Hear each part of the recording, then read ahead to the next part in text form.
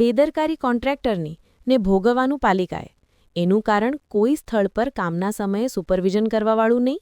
આખો વોર્ડ 12 રામ ભરોસે ચાલે છે. સ્થાનિકો નેતાઓમાં કોઈ દમ નથી. કોંગ્રેસ નેતા વોર્ડ 12 પ્રમુખ રાકેશ ઠાકોરે રોષ વ્યક્ત કર્યો.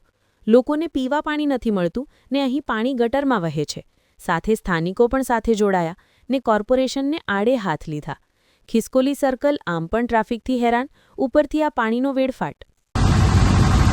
વોર્ડ 12માં સમસ્યાઓની ભરમાર, એમાં પાણી લીકેજની સમસ્યા એટલે જોવાનું નહીં.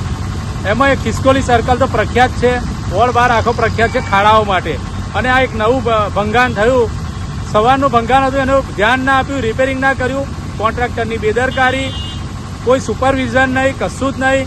એના કારણે આ પ્રોબ્લેમ થાય. લોકોને પીવાનું પાણી નથી મળતું અને અહીંયા ઢગલો પાણીનો વેડફાટ થવા લાગ્યો.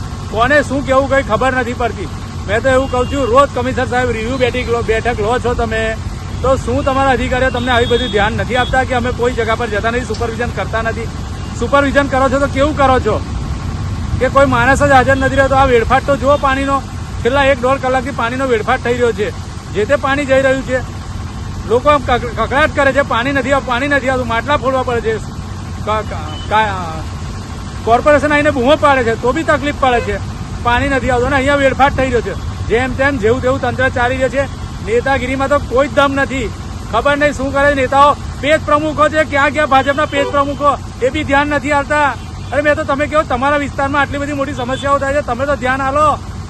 ઉપરના નેતાઓને કહો, તમારા નેતાઓને કે અધિકારીઓને કે અહીંયા ધ્યાન આપે. આવું ને આવું રહેશે તો ક્યાં જશે વડોદરા? વડોદરા થઈ જવાનું નામ બગાડ્યું વડોદરાનું.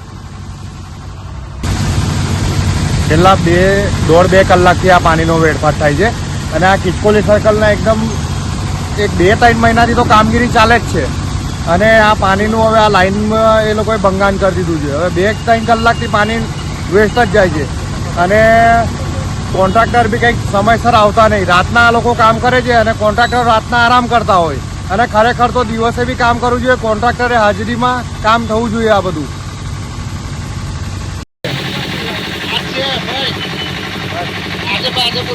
આ ખિસકોલી સર્કલ પર આ ગટર લાઈનનું કામ કેટલા દિવસથી ચાલી રહ્યું છે. એમાં એ લોકોને ખબર હોવી જ જોઈએ કે અહીંયા પાણીની લાઈન છે. આ પિતાજી મશીનથી એમને આ પાણીની લાઈન તોડી નાખી છે. ત્યાં આગળ કોઈ સુપરવાઇઝર નથી, કોઈ છે નહીં અહીંયા. આ લોકો કામ કરે છે. કોર્પોરેશનનો કોઈ માણસ હોવો જોઈએ, એ માણસ હોવો જ જોઈએ અહીંયા આગળ. એના બદલે કોઈ છે નહીં અહીંયા અને આ લોકો એમનું મન ફાવે એવું કામ કરે છે. તોડી કાઢ્યું છે આ પાણીની લાઈન. કેટલા પાણીનું વેડફાટ થઈ રહ્યું છે.